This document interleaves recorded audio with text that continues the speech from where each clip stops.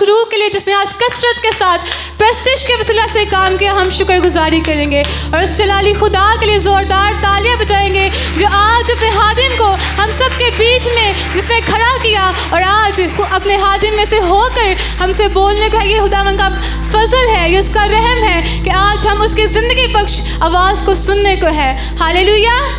हम खुदा के हादिम के लिए ज़ोरदार तालियां बजाएंगे जिसे खुदावंद ने चुना मुकर्रर किया ताकि हम सब तक उसके कलाम को पहुंचाने का वसीला हो।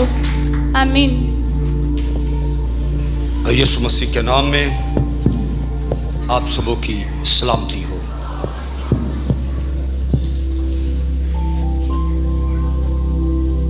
हम खुदा बाप के शुक्रगुजार हैं आप सबों के लिए भी और अपनी इस बेटी किरण शाहिद के लिए भी मैं चाहूंगा इसके लिए भी हम जोरदार तालियां। अरसा 3 साल से रेगुलर क्लासेस लेके तरबियत पाने के बाद आज उसने मीटिंग लीड करना स्टार्ट किया है और खुदावंद के फजल से 17 मार्च को सीपीए के चेयरमैन पास्टर सोहेल शलीम साहब और उनके साथ सीपीए के ही परस्तार दाऊद माल साहब और उनके साथ ढोलक पर जोएल मल इस्लामाबाद से यहाँ पर तशरीफ़ फरमा होंगे और मेरी दिली आरज़ू होगी कि वो आकर अपने हाथों से ही हमारी इस बेटी को एज ए इवेंजलिस्ट खुदावंद की खिदमत के लिए मखसूस करें जी।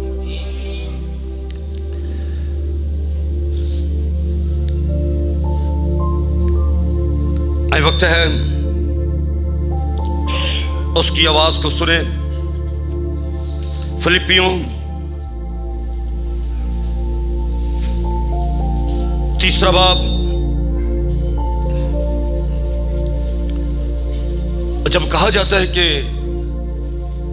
ईद क़यामत मसीह के लिए हम अपने आप को तैयार करेंगे बड़ी ईद मनाने के लिए, तो बाज़ों के अंदर ये सोच बनती है कि हम तो पहले ही से तैयार हैं, तो फिर तैयारी किस बात की हम करें। बताना चाहता हूं पौलुस ने कुरिन्थुस की कलीसिया को खत लिखते हुए कहा उस निजात की बाबत जिसकी खुशखबरी आपको दी गई और जिसे आपने कबूल भी किया और उस पर कायम भी हो। वो खुशखबरी फायदा कब तुम्हें देगी? अगर तुम उस खुशखबरी को याद रखते हो। आमीन। सो जो बातें हमें मिली हैं कलाम खुदा से और हमने उनको कबूल भी किया है, उसके बावजूद, कबूल करने के बावजूद उन बातों को याद रखना आपके लिए पूरा पूरा फायदा है। आमीन। इसलिए कहा जाता है ईद क़यामत मसीह की तैयारी में एक और पैगाम हम खुदावंद के हुज़ूर सुनेंगे ताकि उन बातों को याद रखें और पूरा पूरा फायदा हासिल करें। फिलिपियों 3 बाब 7वीं आयत से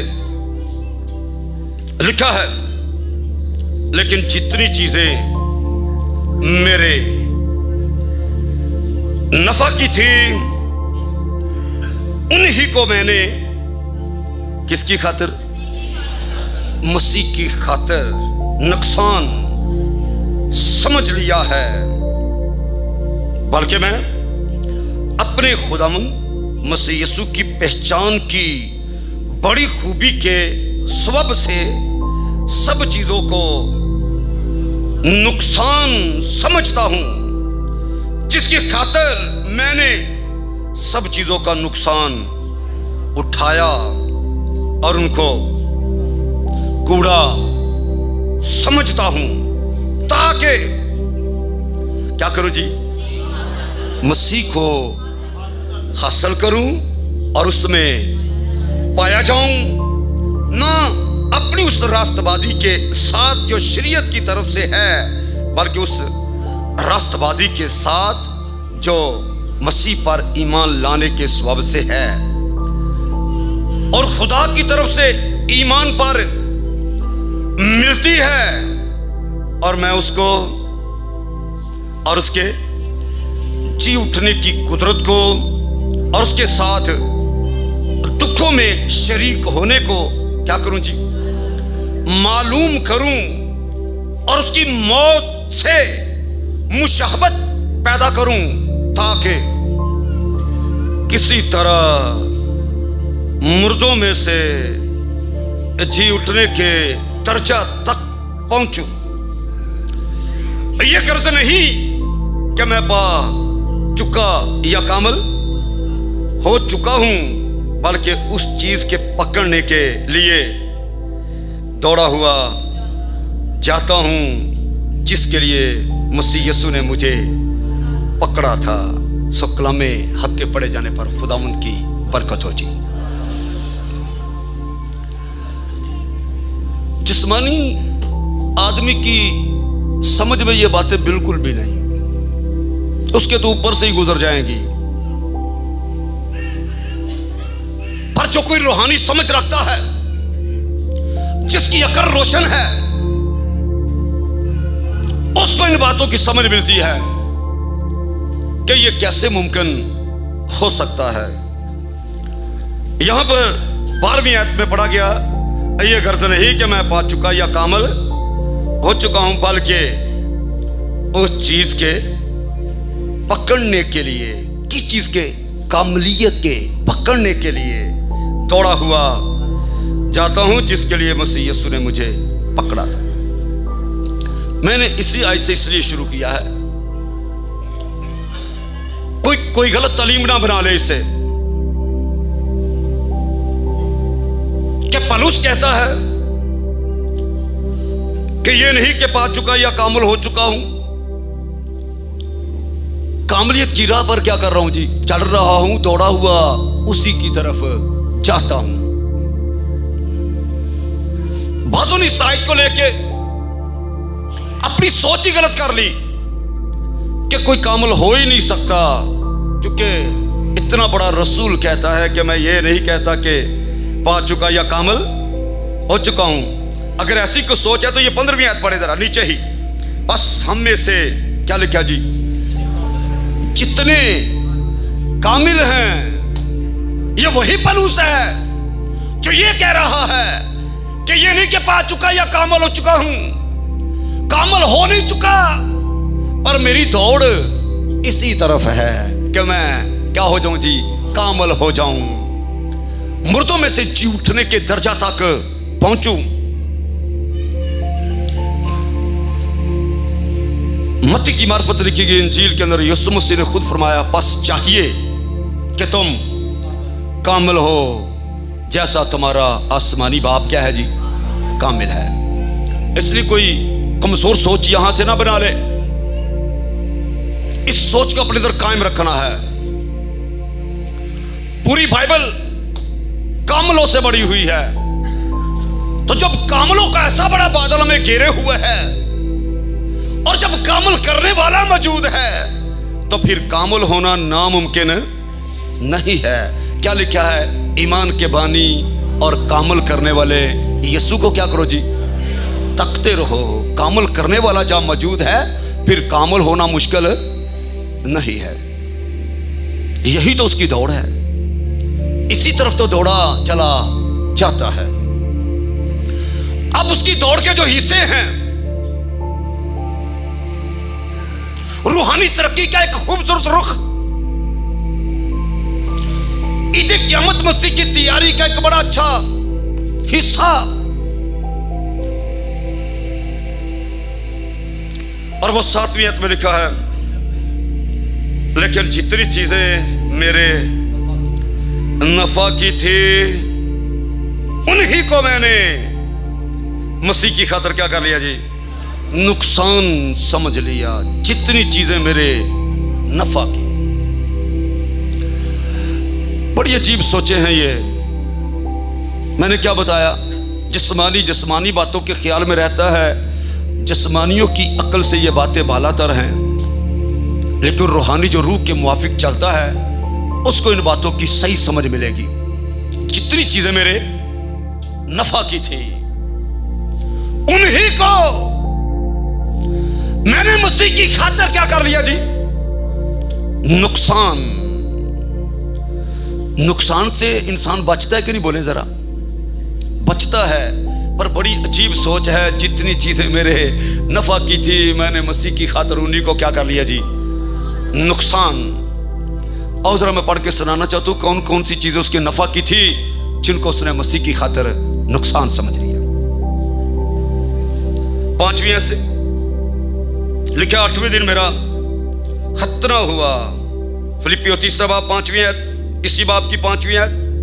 8वें दिन मेरा खतना हुआ इस्राएल की कौम और बिन्यामीन के कबीले का हूं, इब्रानियों का इब्रानी और शरीयत के एतबार से फरीसी, जोश के एतबार से कलीसिया का सताने वाला, शरीयत की रास्तबाजी के एतबार से बेऐब था।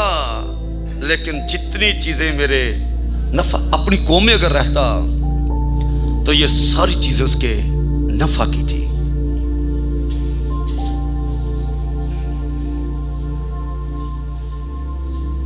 कोई जुल्म उस पर ना होता, जो दुख उसने मसीह की खातिर उठाए, आगे चल के हम वो भी देखेंगे, उनमें से कोई दुख भी वो ना उठाता।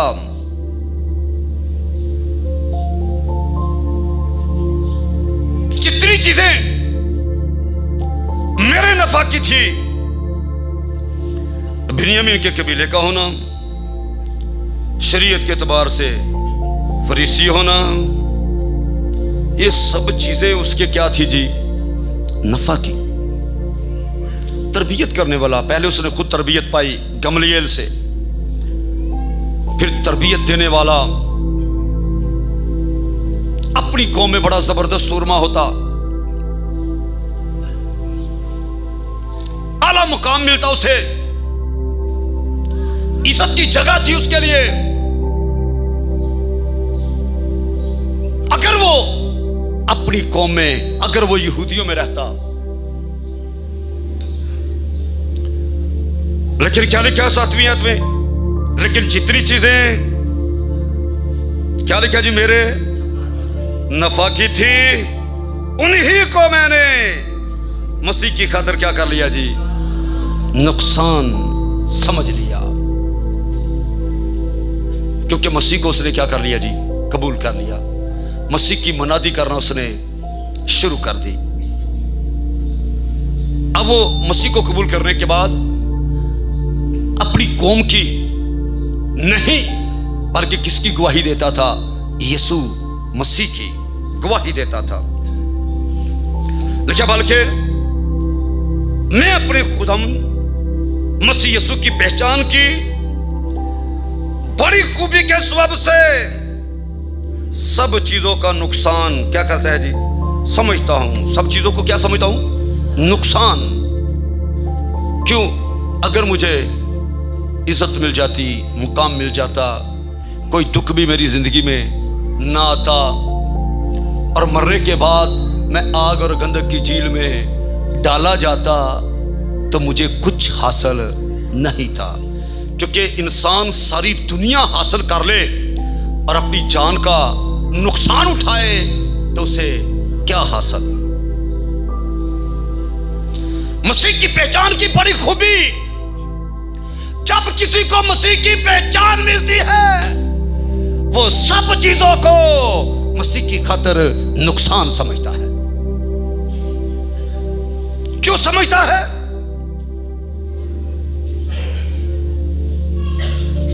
जिसकी खातिर मैंने सब चीजों को नुकसान उठाया, और उनको क्या समझता हूं जी, कूड़ा समझता हूं, ताकि मसीह को हासिल करूं, जिसके स्वभाव से हमें गुनाहों से निजात भी मिलती है और हमेशा की जिंदगी भी। देखी हुई चीजें चंद रोजा, पर अनदेखी चीजें क्या है जी, अबदी। बोले मेरे साथ, वो क्या है जी, अबदी है।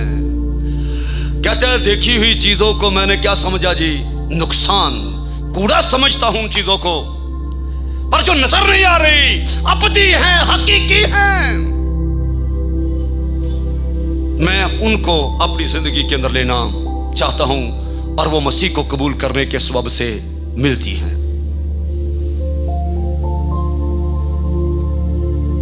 बाकी चीजों के बारे में लिखा वो साया है, असल चीजें किसकी हैं? मसीह की हैं। असल चीजें किसकी हैं जी? मसीह की हैं। इसलिए वो कहता है कि मैंने उनको कूड़ा समझता हूं। जिन चीजों को कूड़ा समझा जाता है लोग घर में रखते हैं या बाहर फेंकते हैं? बोलो जी, बाहर फेंकते हैं। हर उस चीज को मसीह की खातिर कहता है मैंने क्या समझ लिया जी? कूड़ा समझा, ताकि क्या करूं? मसीह को हासिल करूं। मसीह को हासिल करना बहुत बड़ी पहचान है, और मेरी दुआ है हर शख्स के पास ये पहचान हो जी। आमीन। पहचान की ये बड़ी खूबी हर जिंदगी के पास हो, ताकि हर बाकी चीजों को कूड़ा समझ के मसीह को हासिल किया जाए। आमीन। मसीह को हासिल करने से मुराद ये है कि सिर्फ ईमान ही न लाएं कि मैं मसीह का पैरोकार हूं, बल्कि जिस तरह आपके अंदर आपका रूह है, इस तरह मसीह का रूह भी आपके अंदर हो। आमीन। लेकिन जब इबादत खानों की अदालतों के हवाला किया जाओगे तो पहले से कुछ नहीं बोलना कि वहां क्या बोलोगे। कुछ सोचने की जरूरत नहीं, बोलने वाले तुम नहीं होगे, तुम्हारे अंदर मसीह का रूह बोलेगा। बाप का रूह, मसीह का रूह, बात एक ही है। मैंने पहले बता दिया है कि रूह एक ही है। तुम्हारे अंदर मसीह का रूह बोलेगा।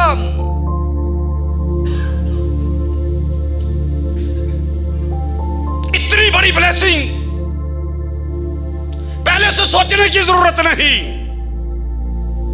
उस वक्त बोलने वाले, जवाब देने वाले तुम नहीं होगे। बोलो जी, कौन बोलेगा? जोर से बोलना है, मसीह का रूह। जोर से बोले, कौन सा रूह? मसीह का रूह। तो जब मसीह की पहचान मिली है तो पहचान की बड़ी खूबी यह है कि आप मसीह को हासिल करें जी। आमीन। सब चीजों को कूड़ा समझ के मसीह को हासिल करें, क्योंकि असल चीजें किसकी हैं? मसीह की। असल चीजें किसकी? मसीह की है। मसीह की खातिर सब चीजों को कूड़ा समझता हूं, और मैंने उनका नुकसान उठाया। सब चीजें छोड़ के मैंने मसीह को हासिल करने की कोशिश की। क्या लिखा है जी? 8वीं आयत दोबारा सुने।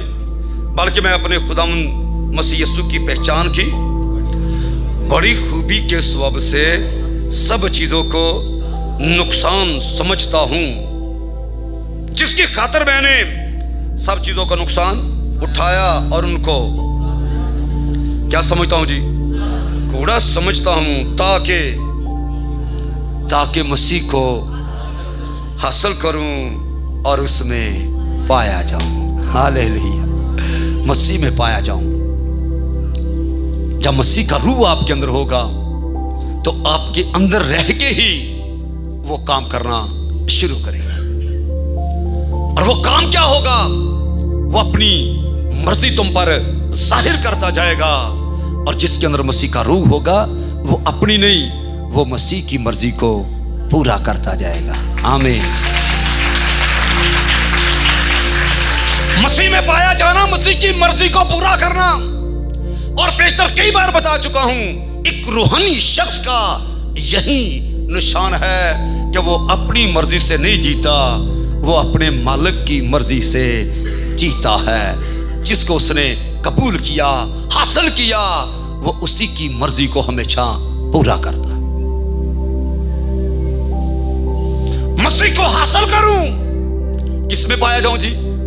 मसीह में। घर में हो या बाजार में, चर्च में हो या बाहर, किस में पाए जाओ जी? मसीह में। फिर पता चलेगा कि ये वाकई ही मसीही है। आमीन। एक मसीही की निशानी ये है कि वो मसीह में पाया जाए। नामियात ना अपनी उस रास्तबाजी के साथ जो शरीयत की तरफ से है, बल्कि उस रास्तबाजी के साथ जो मसीह पर ईमान लाने के स्वभाव से है, और खुदा की तरफ से क्या लिखा जी? ईमान पर।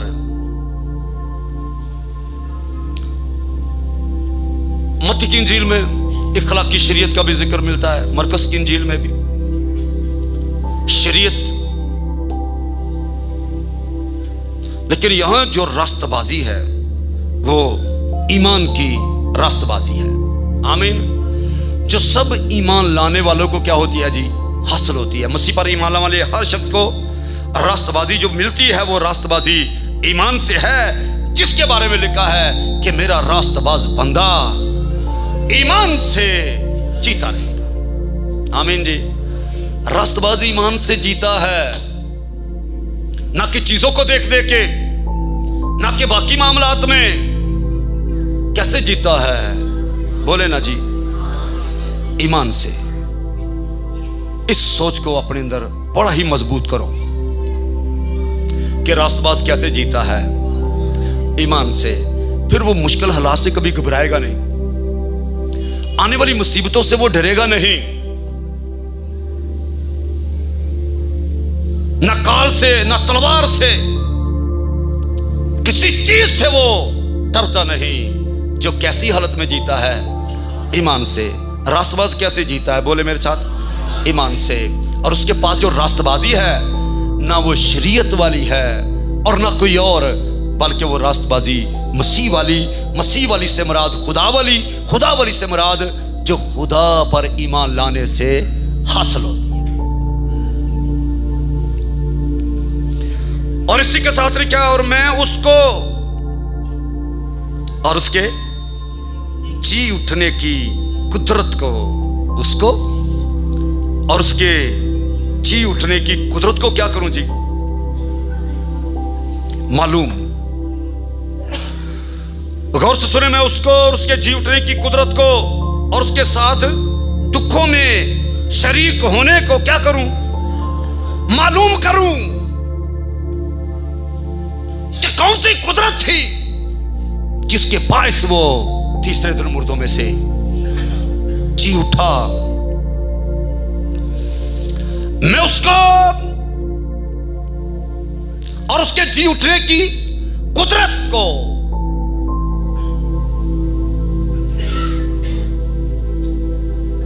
क्या करूं जी? मालूम। और उसको और उसके जी उठने की कुदरत को, कैसे वो मर के जी उठा। और उसके बारे में और रोमियो के अंदर लिखा है, जरा पढ़ के सुनाता हूं, सुने गौर से।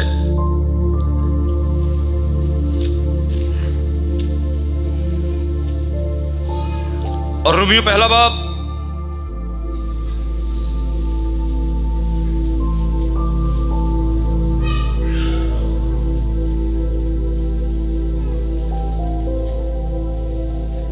पहली आयत से, पर उसकी तरफ से जो यीशु मसीह का बंदा है और रसूल होने के लिए बुलाया गया और खुदा की उस खुशखबरी के लिए मखसूस किया गया है, जिसका उसने पेशतर से अपने नबियों की मार्फत किताब मुकद्दस में अपने बेटे हमारे खुदाम यीशु मसीह की निस्बत वादा किया था, जो जिस्म के एतबार से तो दाऊद की नस्ल से पैदा हुआ, लेकिन पाकीज़गी की रूह के एतबार से मुर्दों में से जी उठने के स्वभाव से कुदरत के साथ खुदा का बेटा ठहरा।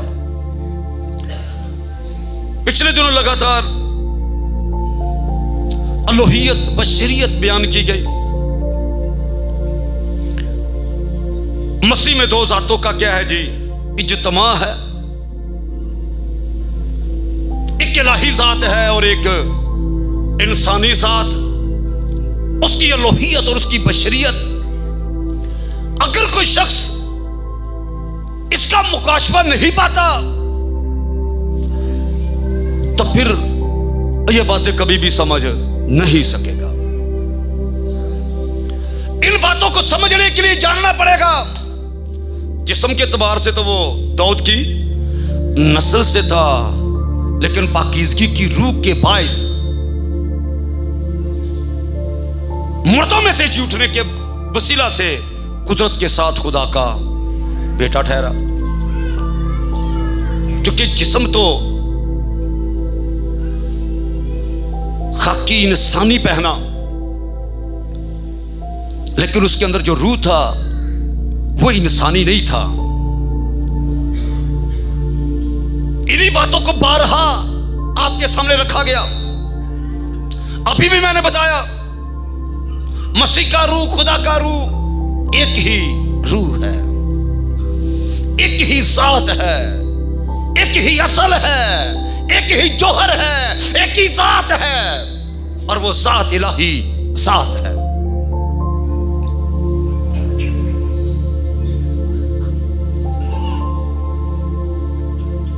बदन जमीन से लिया गया, मुकद्दसा मरियम से लिया गया, लेकिन उसके अंदर जो रूह था वो कौन सा था? अल्लाह ही। इसी सबब से जब हमारे गुनाहों को उसने क्या किया जी? अपने ऊपर लिया। हमारे गुनाह अपने ऊपर लेके वो जिस्म के एतबार से तो मारा गया, लेकिन पाकीज़गी की रूह के बायस क्या हो गया जी? जिंदा। मृतों में से क्या हो गया जी? जिंदा हो गया। कुदरत के साथ वो जी उठा। उसका मरना बदन के एतबार से था। गुनाह बदन पर थे, मार बदन पर थी, कांटी और कील बदन में लगाए गए,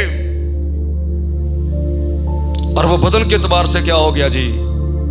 मर गया। बोलो जी, रूह भी मर जाता है। इसलिए पाकीज़गी की रूह के बायस हुआ तो वो गुनाह के एतबार से हमारे गुनाहों का जिम्मेदार बन के, लेकिन जब हमारे गुनाहों को उसने कफारा दे दिया, हमारे गुनाहों का फिदिया दे दिया, हमारा इवज़ी बन के, तब फिर क्या हुआ जी? गुनाह ऊपर ही थे जब कफारा दे दिया गया। बोले ना जी, जब हमारे गुनाहों के लिए उसने मार खाई, अपनी जान दे दी। गुनाह की मजदूरी क्या थी? बोलो जी, गुनाह की मजदूरी बस मौत। वो मर गया कि नहीं? मर गया। गुनाह का कफारा मुकम्मल। पर खुदा की शुक्रगुजार हैं कि वो मर के पड़ा ही नहीं रहा, बल्कि मर के क्या हुआ जी? तीसरे दिन मौत के बंद खोल के, मौत को ललकार के तीसरे दिन मुर्दों में से जी उठा। आमीन जी। पाकीज़गी की रूह के बायस वो मुर्दों में से जी उठा है। इसीलिए तो लिखा, सलीब का पैगाम हलाक होने वालों के नजदीक तो क्या है जी? बेवकूफी, मगर हम निजात पाने वालों के नजदीक खुदा की बड़ी कुदरत है। हालेलुया। बड़ी कुदरत ये है कि गुनाह का इलाज किसी के पास ना था। यीशु ने आके हमारे गुनाहों की जिम्मेदारी ले ली। आमीन। कभी कोई गुनाह से छूट नहीं सकता था। गुनाह की मजदूरी मौत भी यीशु ने अपने ऊपर ली।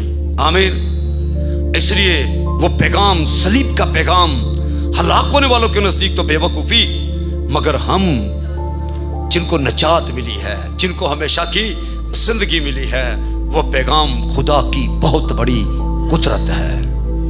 आमीन। और यहां पर लिखा है, मैं उसको और उसके जी उठने की कुदरत को और उसके साथ दुखों में शरीक होने को क्या करूं जी? मालूम करूं। शामिल हो के मालूम किया जाता है, याद रखें। उसके मुर्दों में से जी उठने की कुदरत को और उसके साथ दुखों में शरीक होने को क्या करूं? मालूम उसको। उसमें मुर्दों में से जी उठने वाली कुदरत को और उसके साथ दुखों में क्या करूं जी? शरीक होने को क्या करूं? मालूम। याद रखें, कोई भी चीज उस वक्त मालूम होती है जब कोई बंदा उसमें से क्या करता है जी? गुजरता है। जब तक कोई किसी दुख में से गुजरे ना, उसे उस दुख का पूरा एहसास नहीं होता। आपने सुना, अगर औलाद की कदर पूछनी है तो किसी बे औलाद को पूछो, आपको पता चलेगा औलाद क्या है। जिसके पास है उससे कोई कदर नहीं, इतनी नहीं, पर जिसके पास नहीं उसको पूछो। और फिर आपने ये भी सुना, आंखों की कदर पूछनी है तो बोलो जी, किसको पूछो जी? अंधे को पूछो जो इस मरहले में से गुजर रहा है। उसने मालूम किया है औलाद हो तो क्या होता है, ना हो तो फिर क्या होता है। आंखें हो तो क्या होता है, आंखें ना हो तो फिर क्या होता है। मालूम करूं। हम दुखों से भागते हैं, वो कहता मैं दुखों में शरीक होकर, मसीह के साथ शरीक होकर क्या करूं, मालूम करूं कि दुख कैसे होते हैं। अगर कोई दुख में ना पड़े तो उसे दुखों का कोई एहसास, उसे दुखों के बारे में कुछ मालूम नहीं। दुख क्या होते हैं, दुख वो जानता है जो खुद दुखों में से गुजरता है कि दुख क्या होते हैं। इसलिए वो शरीक हुआ। मालूम करूं, दुखों को मालूम करूं, छूटने वाली कुदरत को मालूम करूं, उसको मालूम करूं। उसका भी मालूम किया, मुर्दों में से जी उठने वाली कुदरत को भी उसने मालूम किया, और उसके साथ दुखों में पूरा पूरा शरीक होके उसने मालूम किया कि दुख क्या करते हैं। दुख इंसान को कामल बनाते हैं। दुखों से घबराया ना करो, दुखों से भागो ना। दुख इंसान को क्या करते हैं, कामल बनाते हैं। इसलिए दाऊद ने कहा अच्छा हुआ मैंने मुसीबत उठाई, क्योंकि जान गया था कि दुख इंसान को क्या करते हैं, कामिल करते हैं। और फिर पतरस के खत के अंदर भी लिखा है, मैं ये भी पढ़ना चाहूंगा, जरा देखिए मेरे साथ। दूसरा पतरस निकाल के,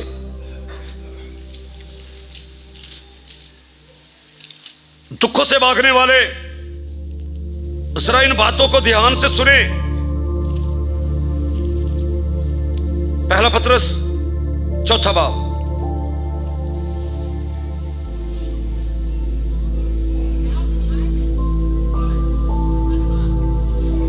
लिखा है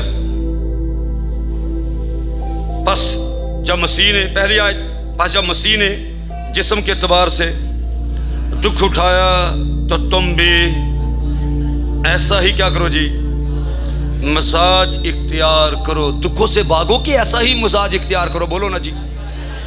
ऐसा ही मसाज इख्तियार करके हथियारबंद बनो। क्योंकि वजह सुनो, क्योंकि जिसने जिस्म के एतबार से दुख उठाया उसने गुनाह से फरागत पाई। दुख इंसान को क्या करते हैं, कामल बनाते हैं। इसलिए दुखों से भागना नहीं, दुखों से डरना नहीं, बल्कि मसीह की तरह तुम भी हथियारबंद बनो। वैसा ही मिजाज रखो जैसा मसीह यीशु का था। उसने भी क्या किया, दुख उठाया। मसीह ने भी जिस्म के एतबार से क्या किया, दुख उठाया। और पौलुस ने भी मसीह के साथ क्या किया, दुख उठाया। मैं जरा उसके दुख भी पढ़ के सुनाना चाहता हूं, उसने कैसे मालूम किया। दूसरा कुरिन्थियों निकाले जरा। ऐसी वो बयान नहीं कर रहा, उसने वाकई ही इन बातों को क्या किया जी, मालूम किया। दूसरा कुरिन्थियों 11वां बाब, घरों में जाके 11वां बाब पूरा पढ़ना, आपको सारे उसके दुखों का जिक्र मिलेगा। लेकिन मैं चंद आपके लिए पढ़ना चाहता हूं। 23वें ऐसे, क्या वही मसीह के खादम हैं? मेरा यह कहना दीवानगी है, मैं ज्यादातर हूं। आगे क्या लिखा जी, मेहनतों में ज्यादा, कैद में, कोड़े खाने में हद से ज्यादा, 12 मौत के खतरों में रहा हूं। मैंने यहूदियों से क्या लिखा आगे जी, 5 बार एक कम 40 कोड़े खाए। कितनी बार खाए बोलो ना जी, मसीह ने कितनी बार खाए, मालूम कर रहे कि नहीं शामिल होके, बोलो ना जी, कि कोड़ों की मार कैसी होती है। जिसने कोड़े खाए नहीं वो कोड़ों की मार को मालूम नहीं कर सकता। दुखों में शरीक होके मालूम करूं। कोड़े खाए, 3 बार बेंत लगे, 1 बार संसार किया गया, 3 मरतबा जहाज टूटने की बला में पड़ा, 1 रात दिन समंदर में काटा, और आगे बहुत सी बातें दुखों का हिस्सा लिखी हुई है। और यहां पर क्या लिखा है, कुलसियों 3 बाब 10वीं, और मैं उसको और उसके जी उठने की कुदरत को और उसके साथ क्या लिखा जी, दुखों में शरीक होने को मालूम करूं। मालूम कोई बात ऐसे नहीं होती जब तक कोई सही तरह से दुखों में से ना गुजरे। कामिल होने के लिए दुखों में से गुजरना बहुत जरूरी है। दुख इंसान को क्या करते हैं? कामिल करते हैं। जिसने जिस्म के एतबार से दुख उठाया उसने गुनाह से फरागत पाई। हम दुखों से घबराते हैं, दुखों से डरते हैं। दुखों से भागना नहीं बल्कि मसीह के साथ दुखों में शरीक। मुझे ये बताओ, अगर वो यहूदी ही रहता, कोई ऐसा दुख उसे मिलता? बोले ना जी, उसे कोड़े क्यों लग रहे हैं, बैंत क्यों लग रहे हैं, क्यों फाका कशी की हालत में है, क्यों दरियाओं के खतरों में, डाकुओं के खतरे में, अपने भाइयों के खतरों में, दूसरे तीसरे कई खतरों में वो शामिल है। अगर वो अपनी कौम में रहता तो कोई खतरा उसे था? बोलो जी, कोई खतरा न था। पर मसीह की खातिर सब चीजों को नुकसान समझता हूं और मैं उसको और उसके जी उठने की कुदरत को और उसके साथ दुखों में शरीक होने को, बोलो ना जी, क्या करूं? मालूम करूं कि वो कैसे मुर्दों में से जी उठा, कौन सी कुदरत थी उसके अंदर कि वो मौत पर गालिब आ गया। किस तरह उसने दुख बर्दाश्त किए, साथ शरीक होके, साथ शामिल होके। और उसने क्या किया जी? मालूम किया और उसकी मौत से क्या करूं जी? मुशाबत पैदा करूं। मुर्दों में से जी, उसको मुर्दों में से जी उठने वाली कुदरत को, उसके साथ दुखों में शरीक होने को क्या करूं जी? मालूम करूं और उसके साथ मौत में भी क्या करूं जी? मुशाबत पैदा करूं। उसकी मौत से मुशाबत पैदा करूं। सिर्फ दुखों ही में शामिल नहीं, कहता मैं उसके साथ मौत में भी मुशाबत पैदा करूं। इसलिए वो कहता है मैं मसीह के साथ मसलूब हुआ हूं। आमीन। मुशाबत पैदा करूं ताकि मसीह के साथ क्या करूं जी? मुशाबत। जरा मुशाबत के बारे में भी थोड़ा बोलना चाहूंगा। कब आपने मसीह के साथ मुशाबत इख्तियार की? जब आपने तौबा करके क्या किया जी? बपतिस्मा लिया। बपतिस्मा और रोमियो 6 बाब मसीह के साथ मरने और मसीह के साथ जी उठने का। आमीन। आपने मसीह के साथ उसकी मौत में शामिल होने को कब इख्तियार किया? कब उसके साथ मुशाबत इख्तियार की? जब मसीह में शामिल होने का आपने बपतिस्मा लिया। उसकी मौत से मुशाबत पैदा करूं ताकि किसी तरह मुर्दों में से जी उठने के दर्जा तक पहुंचूं। रूहानी तरक्की का एक बड़ा खूबसूरत ये रुख। किसी तरह से ये सारे काम वो क्यों कर रहा है? आपने देखा हर नफे की चीज को मैंने क्या किया जी? कूड़ा समझा।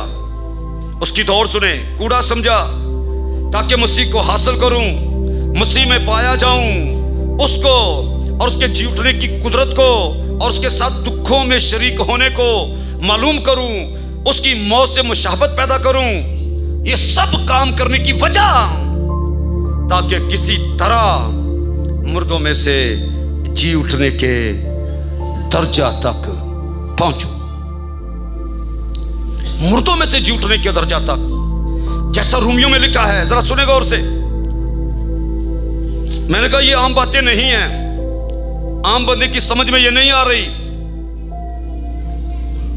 जरा गौर से सुने, इन बातों को समझ मिलेगी। मैं 10वीं आयत पढ़ रहा हूं 6 बाब की, और रोमियो 6 बाब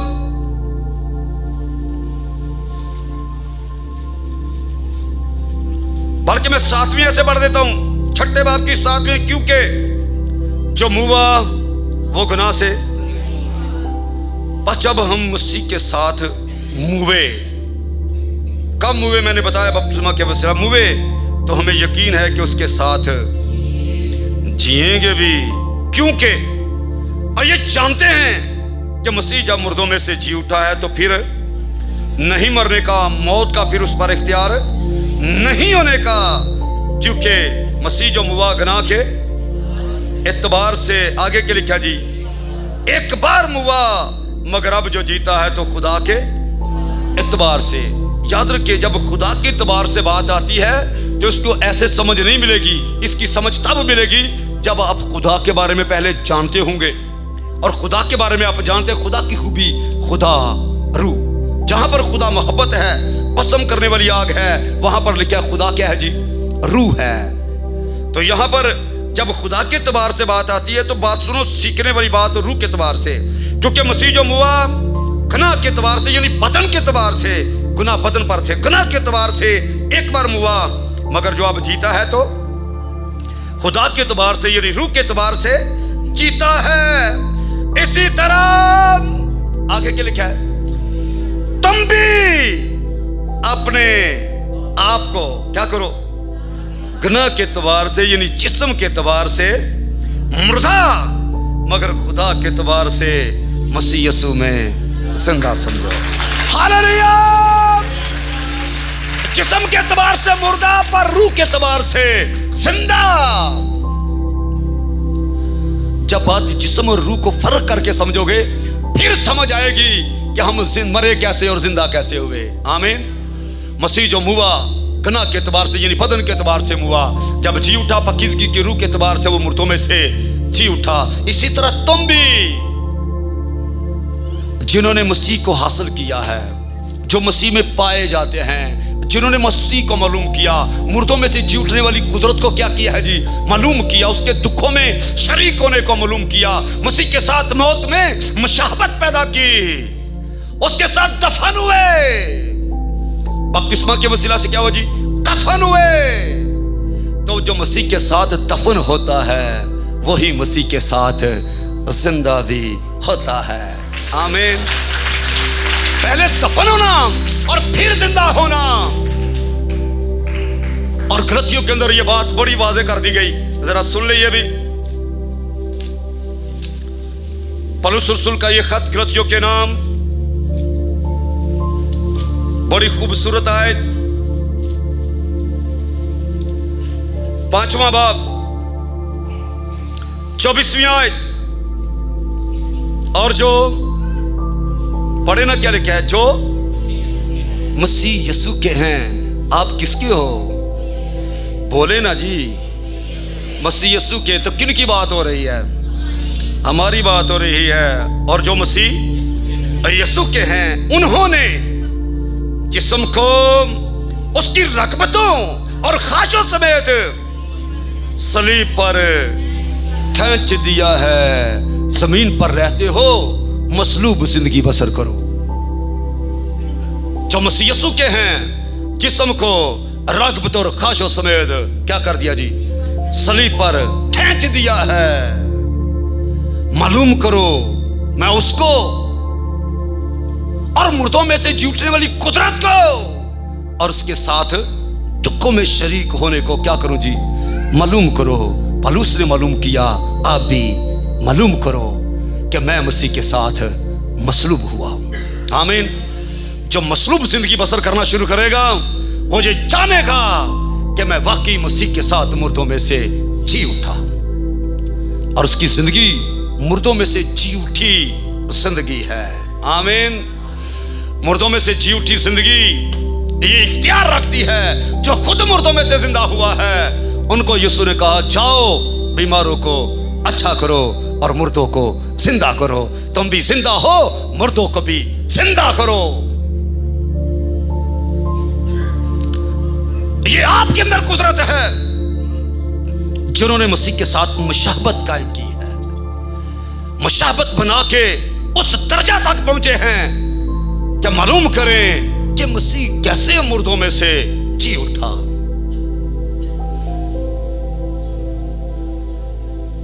तुम भी अपने आप को जिस्म के एतबार से मुर्दा, मगर रूह के एतबार से मसीह यीशु में जिंदा समझो।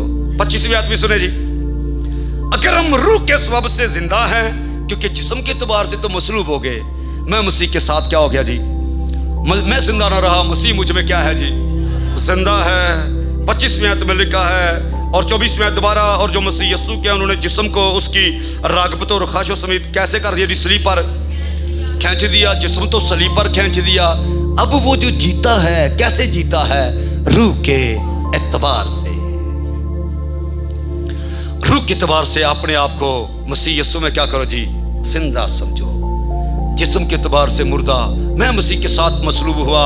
पौलुस कहता है मैं जिंदा न रहा बल्कि मसीह मुझ में क्या है जी, जिंदा है। अब जो मैं जिस्म में जिंदगी गुजारता हूं तो सिर्फ खुदा के बेटे पर ईमान रखने के सबब से जिंदगी गुजारता हूं। आमीन।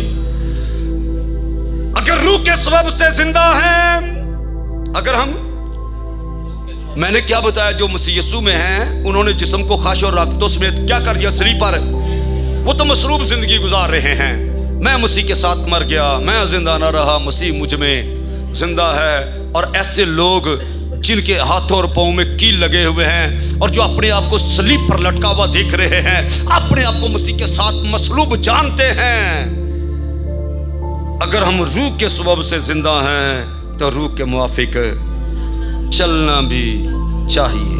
आमीन। और ये बस एक ही सूरत में हो सकता है, जब आप इस बात पर ईमान ले आओगे कि मैं मसीह के साथ मसलूब।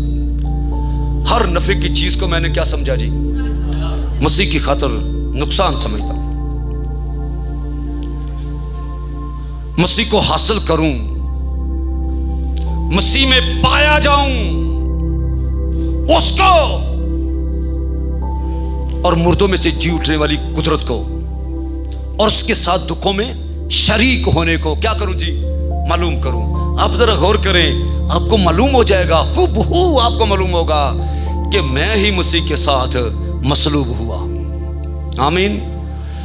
पौलुस कहता है आगे को कोई मुझे तकलीफ ना दे, क्योंकि मैं तो मसीह के दाग अपने बदन पर लिए फिरता हूं।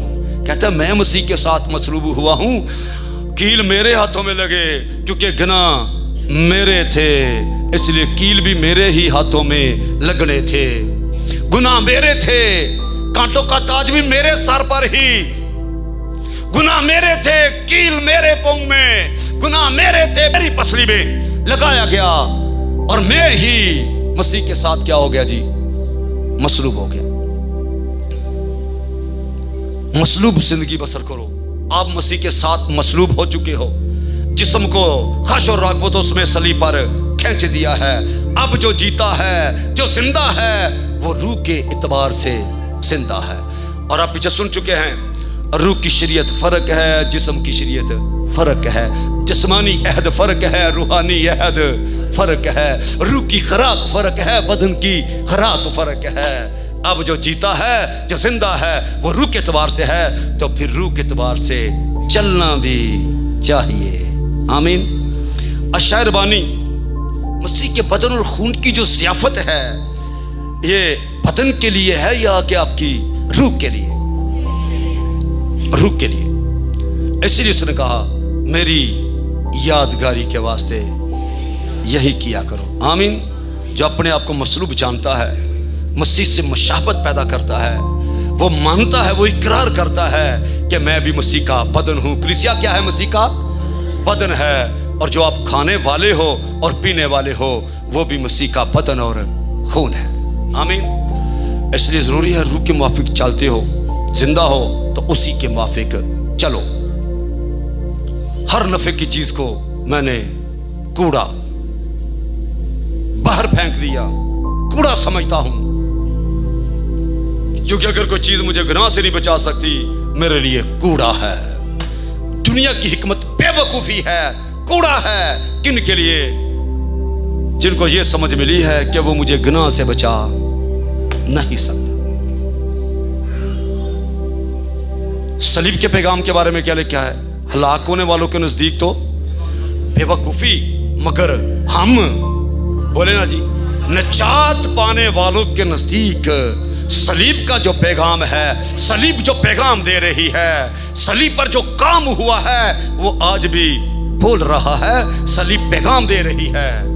हलाक होने वालों के नजदीक वो पैगाम बेवकूफी है, मगर सलीब जो पैगाम दे रही है, हम निजात पाने वालों के नजदीक खुदा की बड़ी कुदरत है। आमीन। और वो कुदरत ये है कि हम मसीह के साथ मसरूब हुए हैं, हम मसीह के साथ दफन हुए हैं और हम ही मसीह के साथ मुर्दों में से जी उठे हैं।